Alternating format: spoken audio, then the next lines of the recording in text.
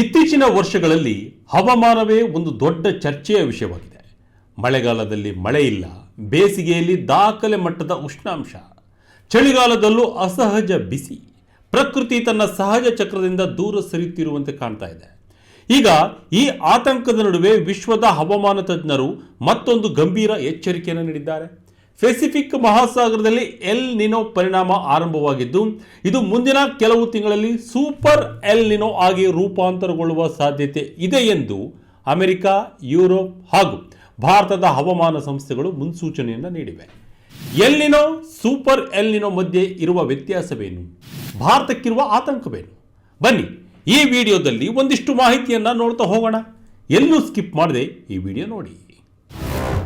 ಈ ಬಾರಿ ಎಲ್ ನಿನೋ ಅಲ್ಲ, ಸೂಪರ್ ಎಲ್ ನಿನೋ. ಜಗತ್ತಿನಲ್ಲಿ ಆಗುವ ಎಫೆಕ್ಟ್ಗಳೇನು, ಹೇಗಿದೆ ಪರಿಸ್ಥಿತಿ?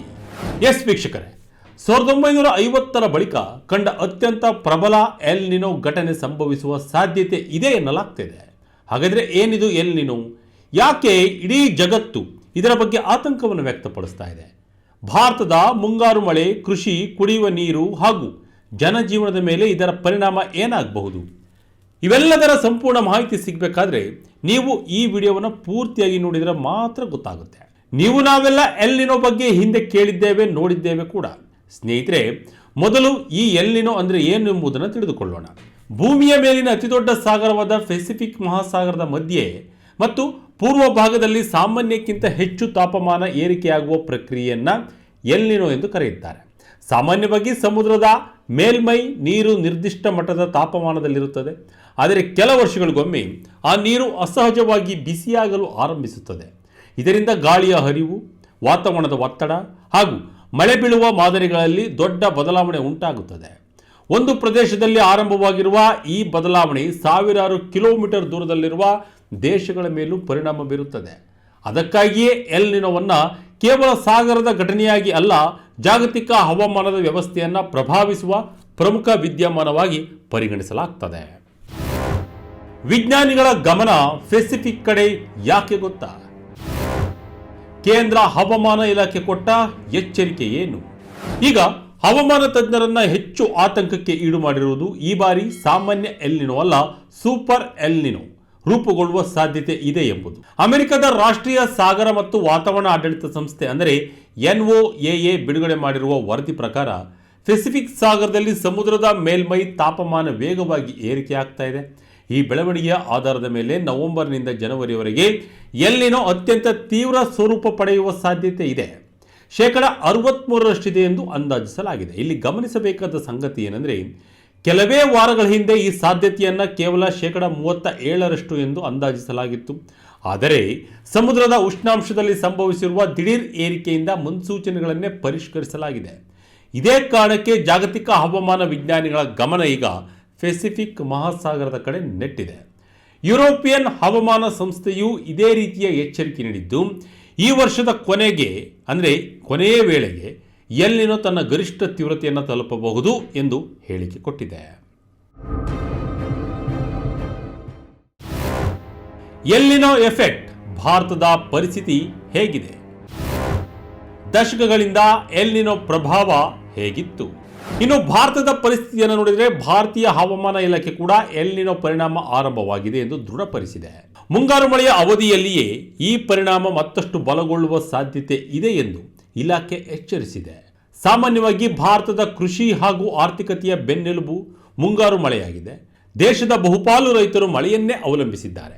ಆದರೆ ಎಲ್ ನಿನೋ ವರ್ಷಗಳಲ್ಲಿ ಮುಂಗಾರು ಮಳೆಯ ಪ್ರಮಾಣ ಕಡಿಮೆಯಾಗುವುದು ಸಾಮಾನ್ಯ ಸಂಗತಿ. ಇತಿಹಾಸವನ್ನು ನಾವು ಒಮ್ಮೆ ಗಮನಿಸಿದರೆ ಭಾರತದಲ್ಲಿ ಸಂಭವಿಸಿದ ಅನೇಕ ಬರಗಾಲಗಳ ಹಿಂದೆ ಎಲ್ ನಿನೋ ಪರಿಣಾಮ ಪ್ರಮುಖ ಕಾರಣವಾಗಿತ್ತು.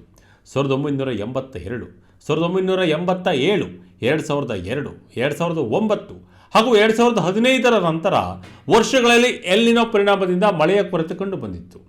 ಈ ಬಾರಿ ಕೂಡ ಮುಂಗಾರು ಮಳೆ ನಿರೀಕ್ಷಿತ ಪ್ರಮಾಣದಲ್ಲಿ ಸುರಿಯದಿದ್ದರೆ ಕೃಷಿ ಕ್ಷೇತ್ರಕ್ಕೆ ದೊಡ್ಡ ಹೊಡೆತ ಬೀಳುವ ಸಾಧ್ಯತೆ ಇದೆ.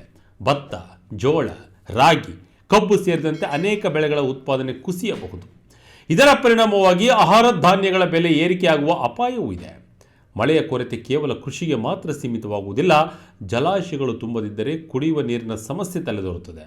ನಗರ ಪ್ರದೇಶಗಳಲ್ಲಿ ನೀರಿನ ಅಭಾವ ಹೆಚ್ಚಾಗಬಹುದು. ಜಲವಿದ್ಯುತ್ ಉತ್ಪಾದನೆಯ ಮೇಲೂ ಪರಿಣಾಮ ಬೀಳಬಹುದು.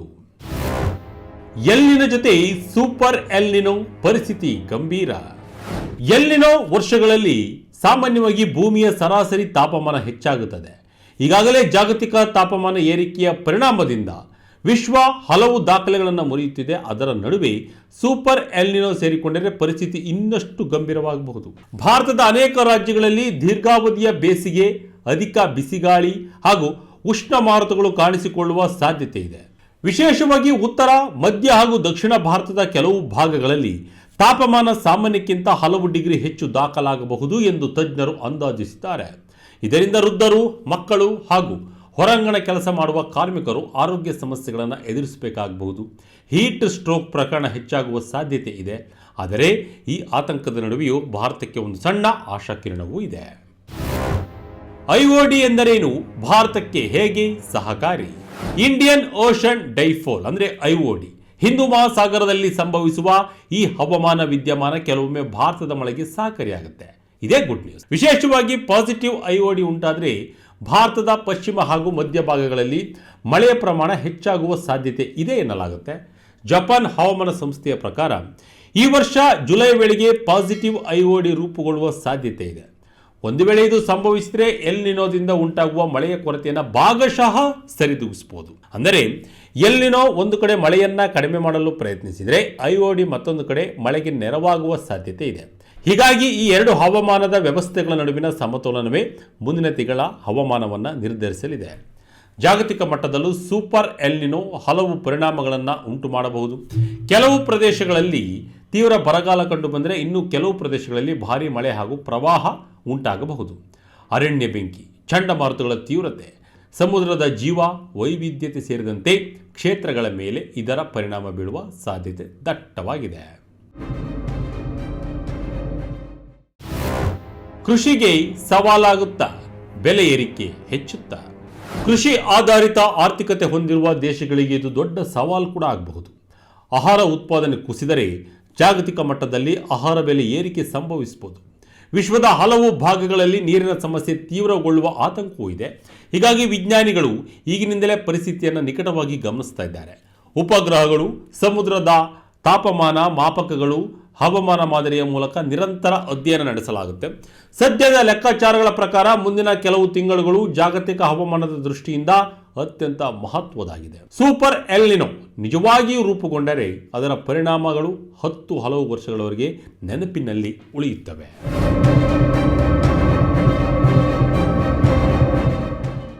ಒಟ್ಟಾರೆಯಾಗಿ ಹೇಳುವುದಾದರೆ ಪೆಸಿಫಿಕ್ ಮಹಾಸಾಗರದಲ್ಲಿ ಆರಂಭವಾಗಿರುವ ಎಲ್ನಿನೋ ಪರಿಣಾಮ ಈಗ ವಿಶ್ವದ ಗಮನ ಸೆಳೆದಿದೆ. 1950ರ ಬಳಿಕದ ಅತ್ಯಂತ ಪ್ರಬಲ ಸೂಪರ್ ಎಲ್ನಿನೋ ರೂಪುಗೊಳ್ಳುವ ಸಾಧ್ಯತೆ ಇರುವುದರಿಂದ ವಿಜ್ಞಾನಿಗಳು ಎಚ್ಚರಿಕೆಯಿಂದ ಪರಿಸ್ಥಿತಿಯನ್ನು ಗಮನಿಸ್ತಾ ಇದ್ದಾರೆ. ಭಾರತದ ಪಾಲಿಗೆ ಇದು ಮುಂಗಾರು ಮಳೆಯ ಕೊರತೆ, ಕೃಷಿಗೆ ಸಂಕಷ್ಟ, ನೀರಿನ ಅಭಾವ ಹಾಗೂ ತೀವ್ರ ಉಷ್ಣಾಂಶದ ಸವಾಲುಗಳನ್ನು ತರಬಹುದಾದರೂ ಇಂಡಿಯನ್ ಓಷನ್ ಡೈಪೋಲ್ ಒಂದು ಮಟ್ಟಿಗೆ ನೆರವಾಗುವ ನಿರೀಕ್ಷೆ ಇದೆ. ಮುಂದಿನ ಕೆಲವು ತಿಂಗಳುಗಳು ಹವಾಮಾನದ ದೃಷ್ಟಿಯಿಂದ ನಿರ್ಣಾಯಕವಾಗಲಿದೆ. ಪ್ರಕೃತಿಯ ಈ ಮಹಾ ಬದಲಾವಣೆ ಯಾವ ರೂಪದಲ್ಲಿ ಪರಿಣಾಮ ಬೀರುತ್ತದೆ ಎಂಬುದನ್ನು ಕಾದು ನೋಡಬೇಕಿದೆ. ಇದಾಗಿತ್ತು ಈ ಕ್ಷಣದ ಇಂಟ್ರೆಸ್ಟಿಂಗ್ ಸ್ಟೋರಿ. ಇದೇ ರೀತಿಯ ಸ್ಟೋರಿಗಾಗಿ Vijaya Karnataka website, YouTube page, Facebook page follow ಮಾಡ್ತಾ ಇರಿ. ಧನ್ಯವಾದಗಳು.